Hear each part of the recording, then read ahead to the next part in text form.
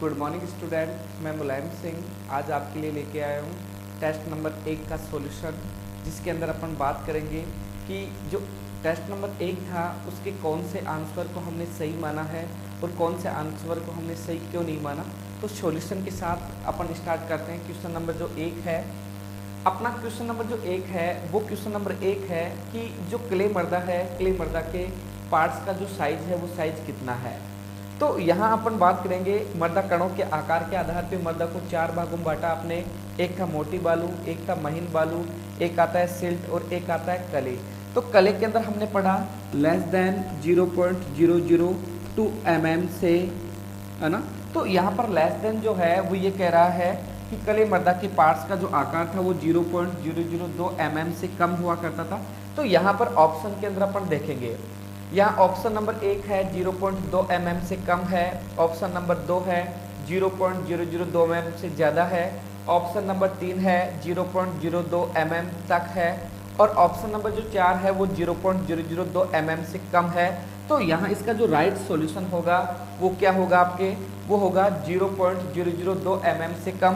और इसको अपन इस प्रकार से भी लिख सकते हैं, कृषि प्रवेशक भर्ती 2018-19 के अंदर ये क्वेश्चन पूछा गया है और आपके एग्जाम की दृष्टि से बहुत इंपॉर्टेंट क्वेश्चन है। नेक्स्ट जो क्वेश्चन है वो नेक्स्ट क्वेश्चन है आपका फल वृक्ष और जो आपकी वेजिटेबल्स आती है, फ्रूट प्लांट और वेजिटेबल्स में सिंचाई की सबसे सर्वोत्तम जो विधि है वो सबसे सर्वोत्तम जो विधि है वो कौन सी है। तो देखो अपन बात करेंगे थाला मेथड। थाला मेथड के अंदर मैंने बताया था ये एक दोषपूर्ण प्रणाली है। इसके अंदर क्या होता है, थाले के बीचों बीच है ना आप प्लांट लगाते हो, इसलिए डिजीज होने की संभावना रहती है। उसके बाद ड्रिप मेथड के अंदर हमने पढ़ा ड्रिप क्या है, सिंचाई की सबसे सर्वोत्तम विधि है जिसमें ड्रिप के जो पाइप होते हैं इन पाइपों के द्वारा पानी बूंद बूंद के रूप में फसलों के ऊपर पानी की पूर्ति करवाता है। फव्वारा विधि है, स्प्रिंकलर सिस्टम है। उसके बाद एक आता है क्यारी धोरा विधि। तो पहला जो क्वेश्चन है वो पहला क्वेश्चन यहाँ ये बनाएंगे कि आपके सबसे सर्वोत्तम सिंचाई का जो मेथड है वो कौन सा है। वो मेथड है आपका ड्रिप विधि, चाहे वो आपका फल वृक्ष हो चाहे सिंचाई हो। तो यहाँ अपन कन्वर्ट कर सकते हैं। जेट 2017 में भी यहाँ क्वेश्चन पूछा गया कि ड्रिप विधि है सबसे सर्वोत्तम किसके लिए है। तो यहाँ पर फल वृक्ष है, सब्जियां है आपके, है ना, जिसे क्रॉप्स है, तो उनमें सबसे बेस्ट ये मेथड है वो आपके फल वृक्ष के लिए है। तो यहाँ फल वृक्ष एवं सब्जियों के लिए सिंचाई का सबसे सर्वोत्तम जो मेथड होगा वो सबसे सर्वोत्तम जो मेथड होगा वो होगा आपके ड्रिप विधि। क्वेश्चन नंबर जो 3 होगा वो क्वेश्चन नंबर 3 ये है मक्का की जो संकुल किस्में है। मक्का की जो संकुल किस्में है, मक्का की संकुल किस्मों के लिए आप आइसोलेशन डिस्टेंस कितनी रखोगे। तो यहाँ सबसे पहले अपन बात करेंगे आइसोलेशन डिस्टेंस क्या होता है। आइसोलेशन डिस्टेंस क्या होता है, जिसे अपने एक फसल लगा दी आपने और उस फसल की एक वैरायटी लगा दी और उस वैरायटी की शुद्धता बनाए रखने के लिए जैसे पास का जो खेत है उसके अंदर वो क्रॉप या वो वैरायटी आप नहीं लगाते हो, या दोनों खेतों के मध्य जो डिस्टेंस रखा जाता है, जिसे अपन इसको इस प्रकार से सीख सकते हैं। जैसे आपके पास 2 खेत है, ये आपका खेत नंबर 1 है और खेत नंबर आपका 2 है। यहाँ आपने मस्टर्ड उगाया है, यहाँ आपने मस्टर्ड उगाया है।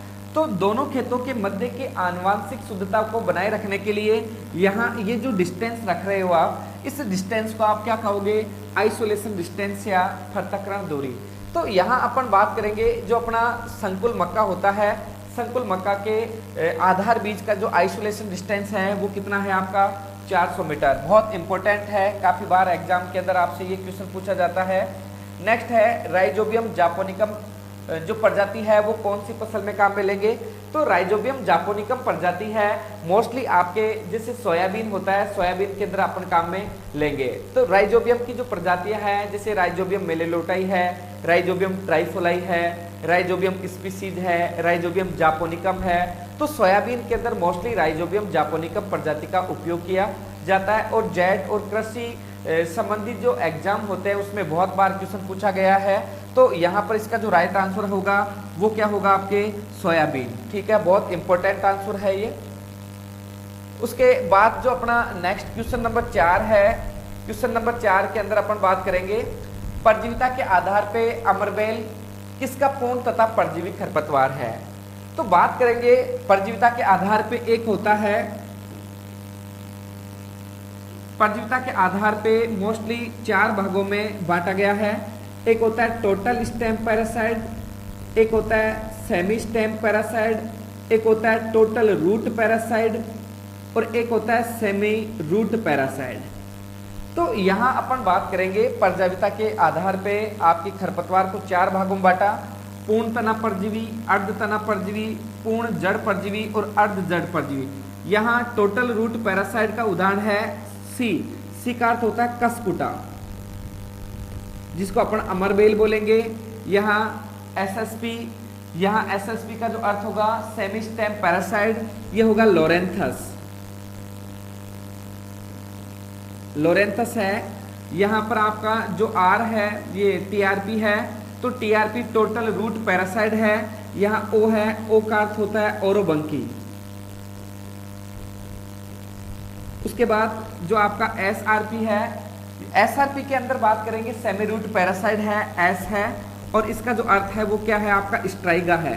तो यहाँ पर देखेंगे कसकुटा जो है मोस्टली रिजिका में लगता है, लोरेंथस आपके आम में लगता है, ओरोबंकी आपके सरसों तंबाकू में लगता है और स्ट्राइगा आपके किस में लगता है, मक्का में लगता है। तो यहाँ आपका जो आंसर होगा वो होगा कि ओरोबंकी खरपतवार किस प्लांट के ऊपर लगेगा, रिजिका के ऊपर, पूर्ण तने के रूप में, है ना, तना परजीवी के रूप में इसके ऊपर लगेगा। उसके बाद क्वेश्चन जो नेक्स्ट है अपना वो है कादरी है, कादरी NRCG MPU 80 और SKNAU। यहाँ आप जो ये है आपका, इसको अपन है ना बात करेंगे, इसको डेट पाम के अंदर कन्वर्ट करेंगे। डेट पाम जो है आपका, डेट पाम जो है, डेट पाम आपका खजूर से रिलेटेड है। तो राष्ट्रीय समन्वित जो खजूर अनुसंधान संस्थान है, तो यहाँ देखो कादरी है, कादरी का पूरा नाम central arid zone research institute, central arid zone research institute. जी हाँ, अपन इसको कहेंगे केंद्रीय क्षेत्रीय शुष्क अनुसंधान संस्थान, यहाँ राष्ट्रीय खजूर अनुसंधान संस्थान। उसके बाद में Maharana Pratap university of agriculture technology Udaipur में, एक आता है श्री करण नरेंद्र एग्रीकल्चर यूनिवर्सिटी जोमनेर में। तो जोधपुर जो है, जोधपुर है आपके फर्स्ट ए में, जोधपुर आपके फर्स्ट ए में है। खजूर अनुसंधान संस्थान है आपके फर्स्ट सी में, MPU 80 है फोर्थ ए में, और आपका जो SKNAU है जोमनेर कृषि विश्वविद्यालय है वो है बेटा आपके थर्ड ए में। तो यहाँ ऐसा कॉम्बिनेशन आपको देखने को मिलेगा। तो यहाँ ऐसा कॉम्बिनेशन फर्स्ट ऑप्शन के अंदर आपको नहीं मिल रहा, सेकेंड ऑप्शन के अंदर आपको नहीं मिल रहा। जाते हैं थर्ड ऑप्शन की ओर, तो यहाँ देखो फर्स्ट ए है, फर्स्ट सी है, फोर्थ ए है और यहाँ पर आपका थर्ड ए है।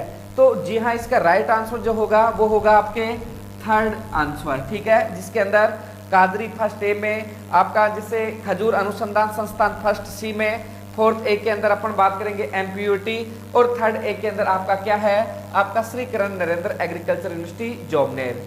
नेक्स्ट क्वेश्चन है आपका, नेक्स्ट क्वेश्चन है कि जो धान की फसल है, धान की फसल में नत्रजन दक्षता किस फर्टिलाइजर के द्वारा बढ़ाई जा सकती है। तो धान की फसल में नत्रजन जो दक्षता है उसकी जो अपन बढ़ाने के लिए जो अपने पास दिए हुए ऑप्शन है, पहला है option number 1 sulphur coated urea, urea super ग्रेनुलम।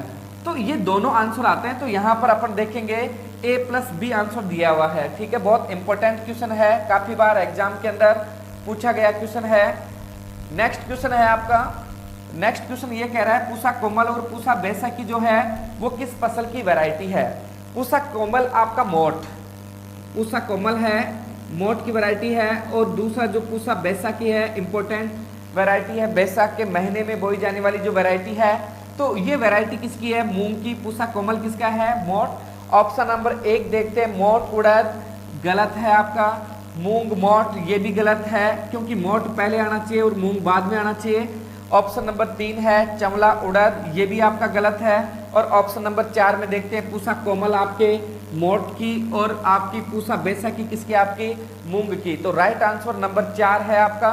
बहुत इंपॉर्टेंट क्वेश्चन है, पूसा बैसाखी किस फसल की वैरायटी है। तो पूसा बैसाखी जो है वो मूंग की वैरायटी है, बहुत इंपॉर्टेंट है, काफी बार क्वेश्चन यहाँ से किया जा सकता है, ठीक है। तो यहाँ नेक्स्ट जो क्वेश्चन होगा वो क्वेश्चन ये होगा, मूंगफली की फसल में पीलिया डिजीज की रोकथाम के लिए किस रसायन का प्रयोग किया जाता है।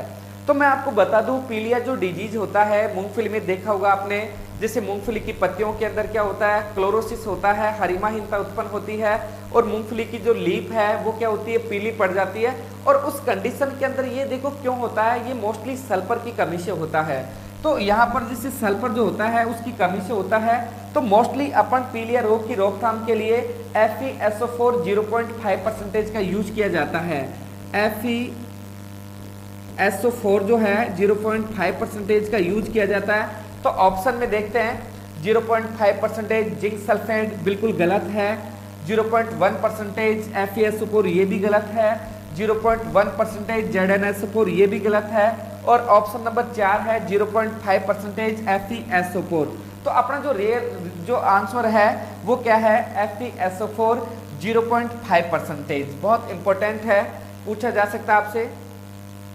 तारामीरा जो है, तारामीरा इरुका सेटाइवा होता है। तो इरुका सेटाइवम के अंदर जो होता है, इरुका सेटाइवा के अंदर जैसे ऑयल परसेंटेज की बात करेंगे, जैसे मस्टर्ड जो होता है आपका, मस्टर्ड में ऑयल परसेंटेज होता है 33%, लेकिन जो तारामीरा है उसमें आपका 35% ऑयल परसेंटेज होता है। ऑप्शन के ऊपर जाओ, option number 1 30%, option number 2 35%, option number 3 40%, option number 4 35%। तो यहाँ पर देखो 30% गलत है, 40% गलत है, यहाँ आपका आंसर क्या है, ऑप्शन नंबर 2 35% इरुका सेटाइवा में ऑयल परसेंटेज पाया जाता है। नेक्स्ट क्वेश्चन है, निम्न में से नए विश्व की कपास नहीं है। तो देखो मैं आपको बताना चाहूंगा, एक बार एक क्वेश्चन पूछा गया आपके एग्जाम में, वो क्वेश्चन था निम्न में से नए विश्व की कपास है। तो कपास की जो वैरायटियां हैं उनको दो भागों में बांटा है, एक आता है अमेरिकन कपास और एक आता है इंडियन कपास। अमेरिकन कपास है गोसिपियम हिर्सुटम और गोसिपियम बारबेंडिस, और जो पुराने विश्व की कपास है, भारतीय कपास है, गोसिपियम आर्बोरियम और गोसिपियम हर्बेरियम। यहाँ अपना जो क्वेश्चन है निम्न में से नए विश्व की कपास नहीं है, इसका मतलब अपने को देसी कपास या भारतीय कपास को ढूंढना है। हिर्सुटम क्या है आपका, नए विश्व की कपास है, बारबेंडिस आपका नए विश्व की कपास है, एक आता है कोई नहीं। तो यहाँ पर जो आंसर होगा वो क्या होगा, गोसिपियम हर्बेरियम।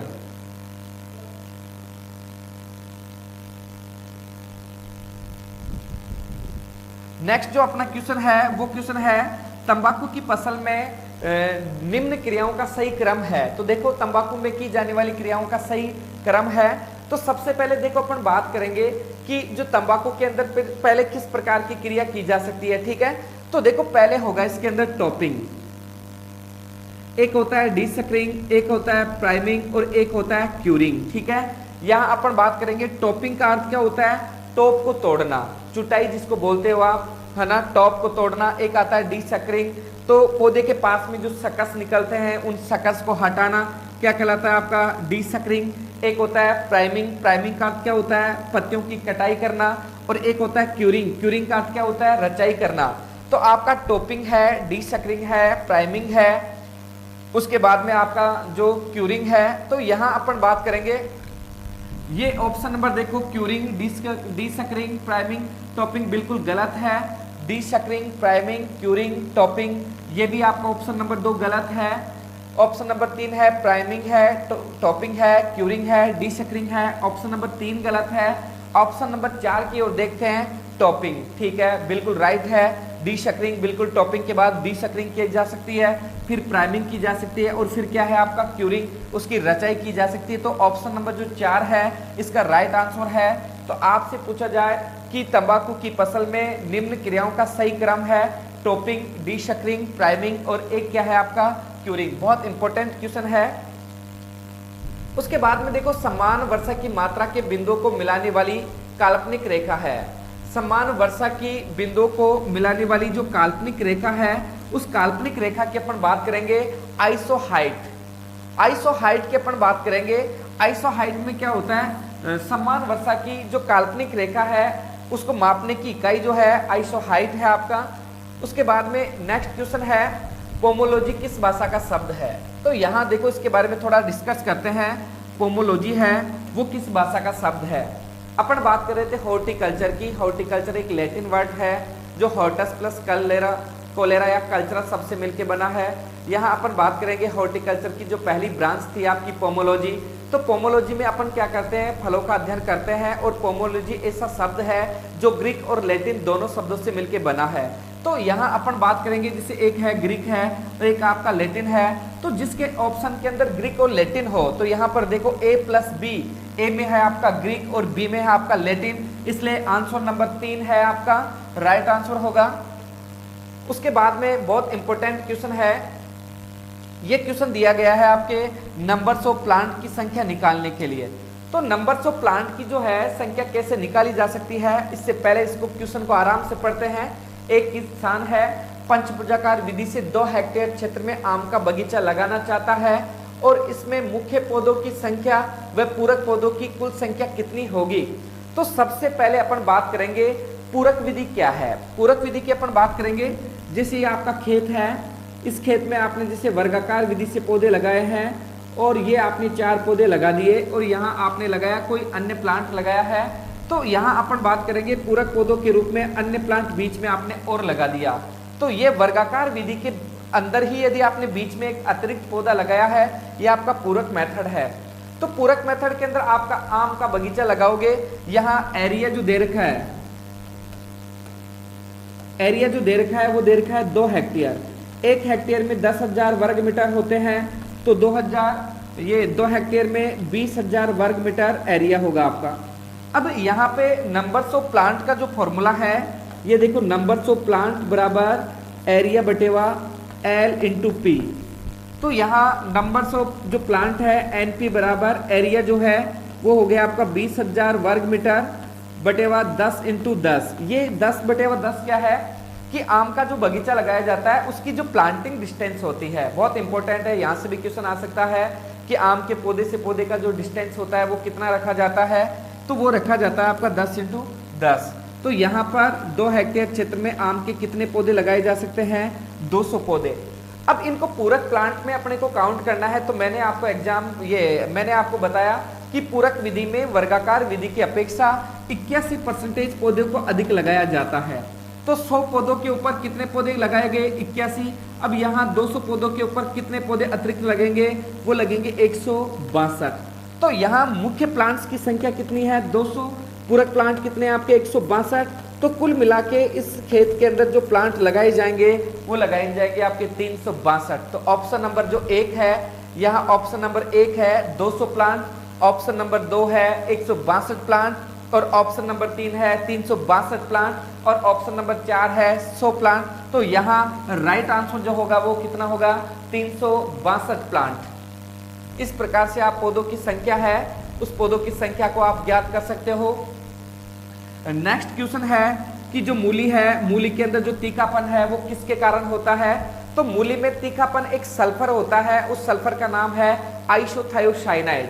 यहाँ ऑप्शन के अंदर देखो सल्फर दे रखा है, आइसोथायोसाइनाइड दे रखा है, एक कवरेस्टिन दे रखा है और एक दे रखा है फेरस। तो यहाँ अपन बात करेंगे सल्फर, आइसोथायोसाइनाइड, कवरेस्टिन और फेरस। तो यहाँ कवरेस्टिन जो है, प्याज के अंदर जो पीला रंग है वो किसके कारण होता है, वो होता है कवरेस्टिन के कारण। फेरस यहाँ कोई ऑप्शन में नहीं है। यहाँ आइसोथायोसाइनाइड जो है ये क्या होता है, मूली के अंदर जो तीखापन के लिए उत्तरदायी सल्फर है आइसोथायोसाइनाइड। लेकिन बात यह है सल्फर आंसर करे या आइसोथायोसाइनाइड, तो एक सल्फर के द्वारा होता है और उस सल्फर का नाम क्या है, आइसोथायोसाइनाइड। इसलिए रियल आंसर जो होगा वो होगा आइसोथायोसाइनाइड। बहुत इंपॉर्टेंट क्वेश्चन है, काफी बार पूछा जा सकता है आपसे। नेक्स्ट क्वेश्चन है आपका, नेक्स्ट क्वेश्चन है सर्वाधिक विटामिन सी किन फलों में पाया जाता है। तो देखो सर्वाधिक विटामिन सी है, एक आता है बारबोडेस चेरी,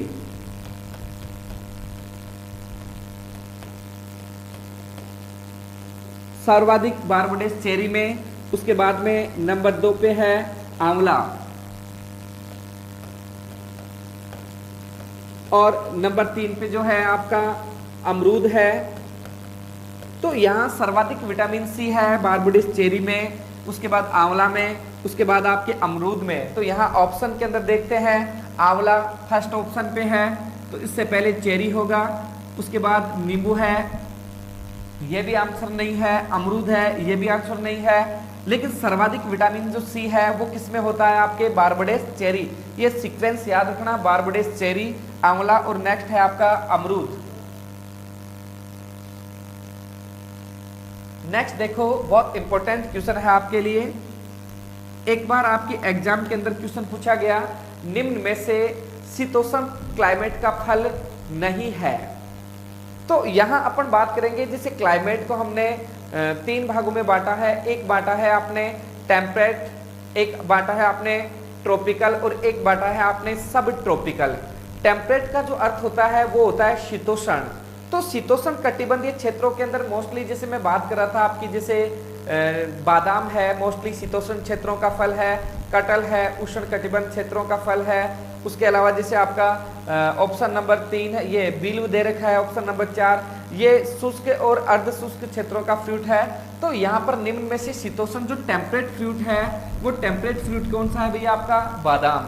तो यहाँ राइट आंसर जो है वो क्या है, बादाम। इस प्रकार का क्वेश्चन भी आपके एग्जाम के अंदर पूछा गया है, इसलिए आपको पता होना चाहिए।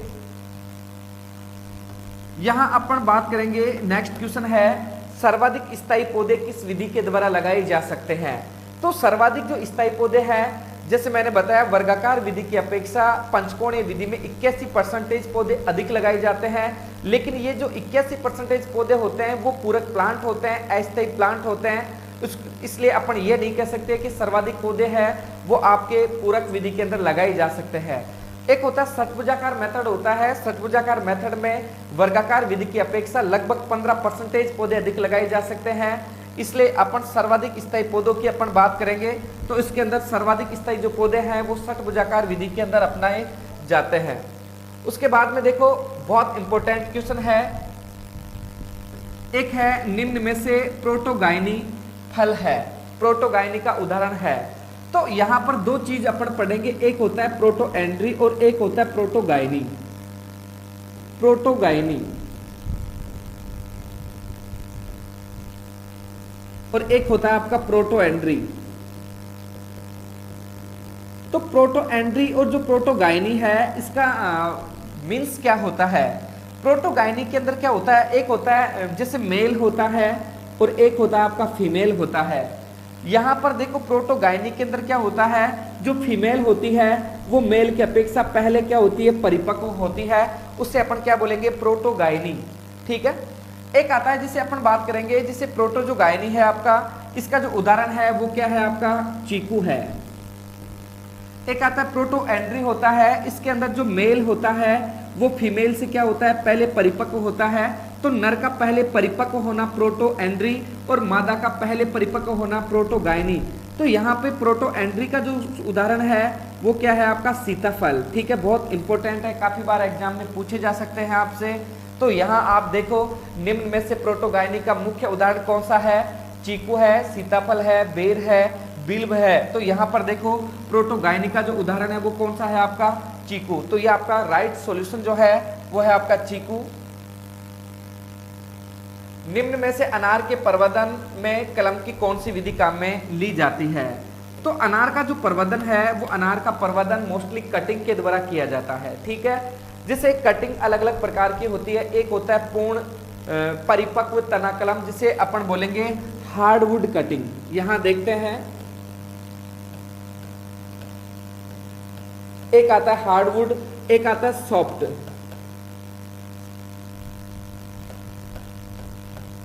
सॉफ्टवुड, एक आता है सेमी हार्ड,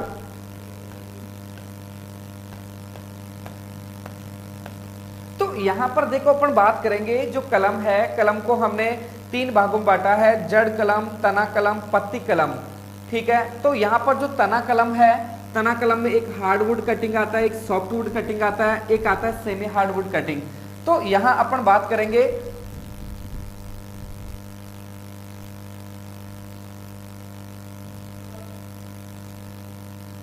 तो यहां पर देखो अपन बात कर रहे थे, जैसे हार्डवुड कटिंग के अंदर जैसे आपका ये आपका जो गुलाब है, ठीक है, मोस्टली अंगूर है, हार्डवुड कटिंग।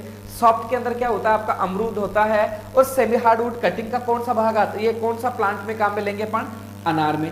तो यहाँ पर देखो, जो अनार है, अनार के अंदर जो आप काम में लोगे वो काम में लोगे आप जैसे मध्यम कठोर काष्ठिक कलम, ठीक है। तो राइट आंसर क्या होगा, सेमी हार्ड वुड कटिंग, ठीक है। तो बहुत इंपॉर्टेंट है, मैंने बताया पूर्ण परिपक्व कलम में कठोर कलम है। यहां आएगा आपके जैसे गुलाब,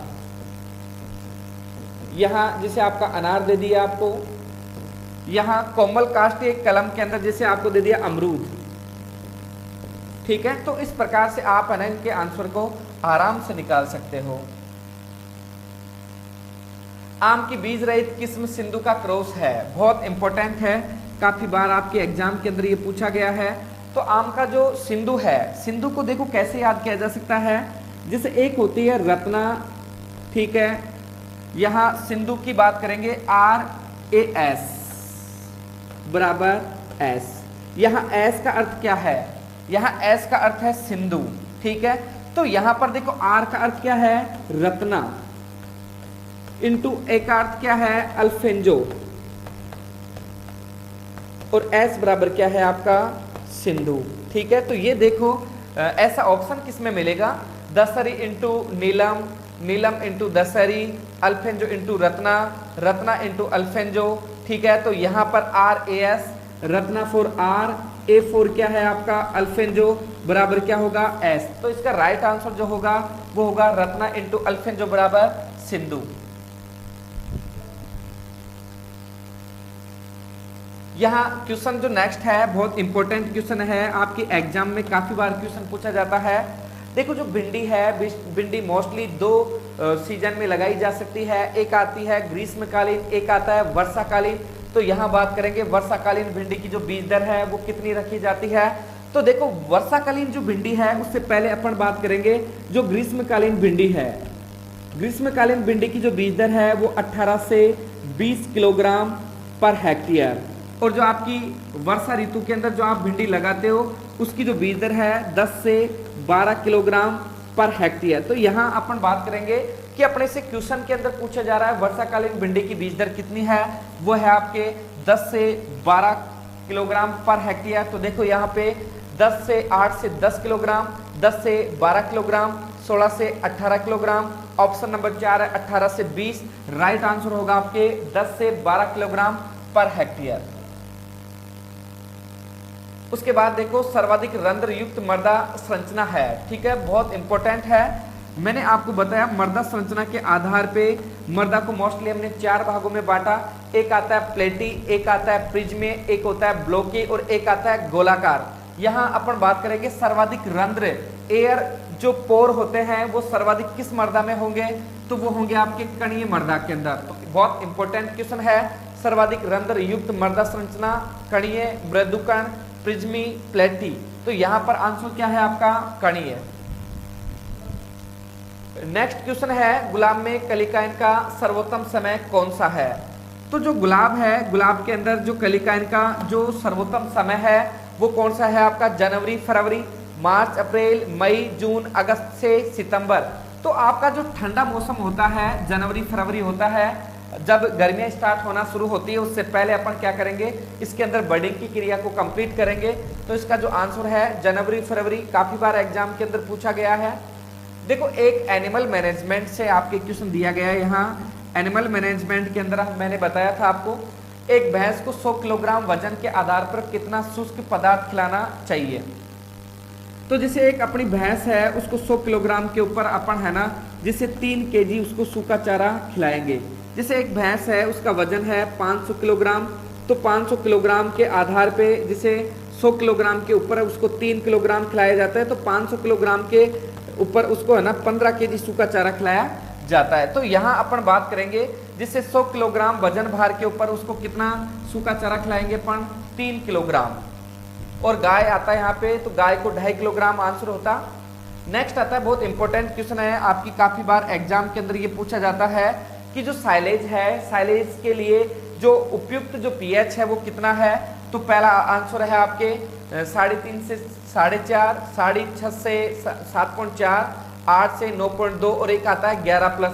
तो साइलेज की जो प्रकृति होती है वो होती है एसिडिक, साइलेज एक अम्लीय प्रकृति का होता है, तो यहाँ अम्लीय प्रकृति के जो फर्टिलाइजर है उसके ये सॉरी अम्लीय प्रकृति का जो ऑप्शन दिया हुआ है वो ऑप्शन दिया हुआ है आपको 3.5 से 4.5। बहुत इंपॉर्टेंट क्वेश्चन है।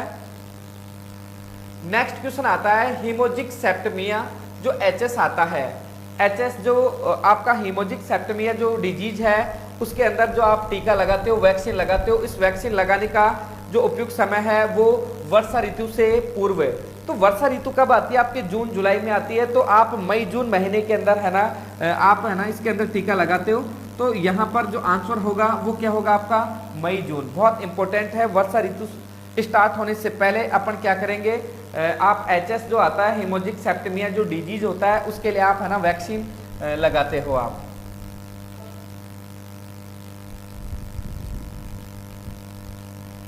तो जैसे जैसे अपन आगे बढ़ते जा रहे हैं वैसे वैसे आपका कॉन्फिडेंस जो लेवल है वो भी अपग्रेड होना चाहिए।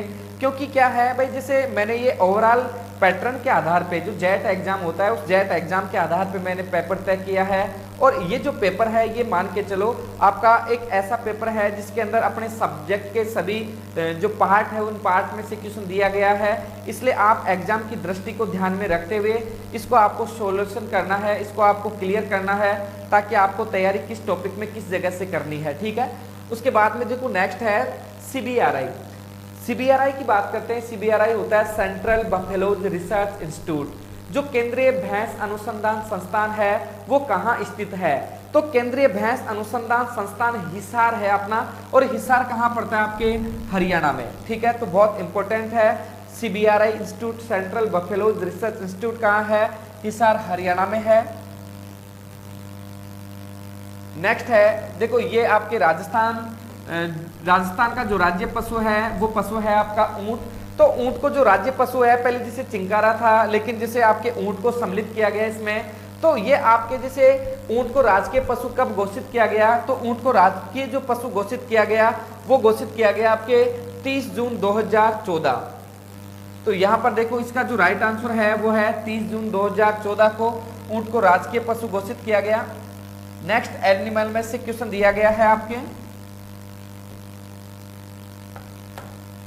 श्वास निरीक्षण का स्थान है। तो श्वास निरीक्षण का स्थान है आपने देखा होगा, एक होती है अपनी कोल होती है, कोक के ऊपर नीचे होने के आधार पे श्वास का निरीक्षण किया जा सकता है कि 1 मिनट में कोल कितनी बार ऊपर नीचे गई है। एक आता है जो थूथन होता है, थूथन के सामने हाथ रखेंगे कितनी बार हवा अंदर गई है, कितनी बार हवा बाहर आई है। तो इसके आधार पे श्वास निरीक्षण किया जाता है। तो यहाँ पर श्वास का जो निरीक्षण है उसका उपयुक्त जो स्थान है वो क्या है आपका? थूथन।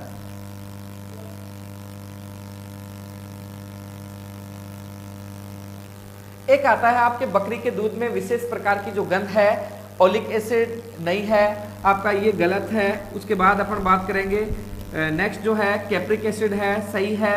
बेंजोइक एसिड है जो दूध का परिरक्षक पदार्थ है, बिल्कुल गलत है। एस्ट्रोजन एसिड है वो बिल्कुल गलत है। तो बकरी के दूध में एक विशेष प्रकार की जो गंध है वो किसके कारण आती है? आपके कैप्रिक एसिड के कारण।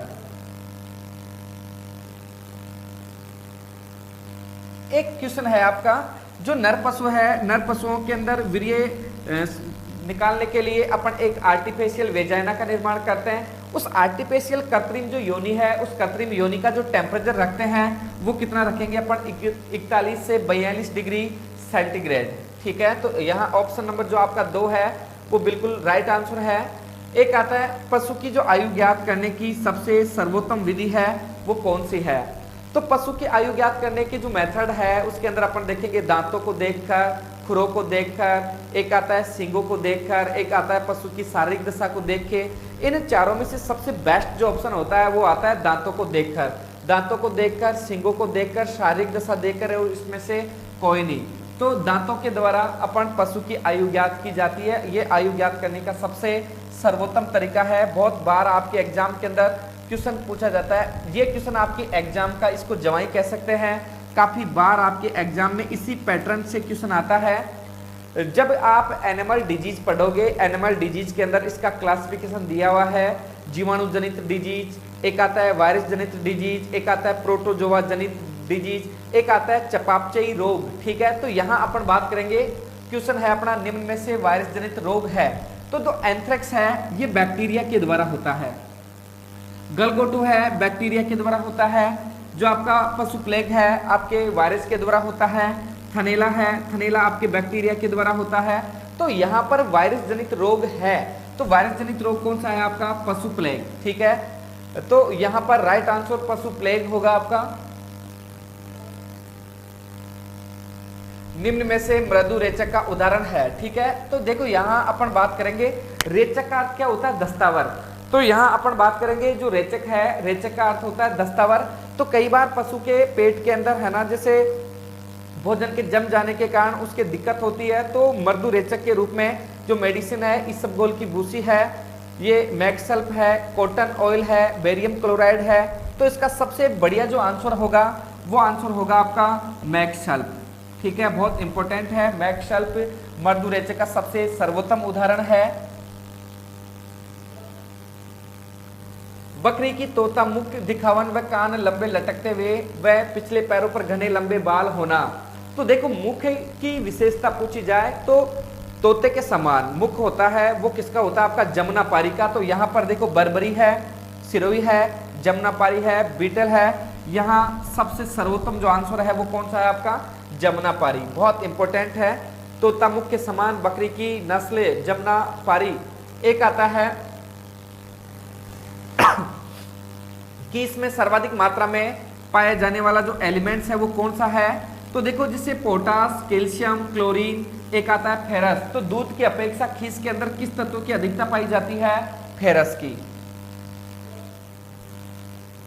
दूध का सबसे परिवर्तनशील गुण है, तो देखो दूध का जो सबसे परिवर्तनशील गुण है वो है आपका वसा। और एक आता है दूध का जिसे सबसे अस्थिर गुण भी कौन सा है? वसा। सर्वाधिक परिवर्तनशील गुण भी कौन सा है? वसा। लेकिन एक आता है दूध का सबसे कम परिवर्तनशील या स्थिर गुण है, वो होता है आपका लैक्टोज। लैक्टोज दूध का स्थायी गुण है।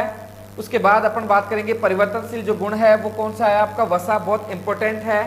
क्वेश्चन देखो नेक्स्ट, बहुत इंपॉर्टेंट क्वेश्चन है आपके एग्जाम की दृष्टि से। एक आता है national horticulture mission. National horticulture mission की स्थापना 2004-5 के अंदर की गई, लेकिन इस नेशनल हॉर्टिकल्चर मिशन को आपके 2014 में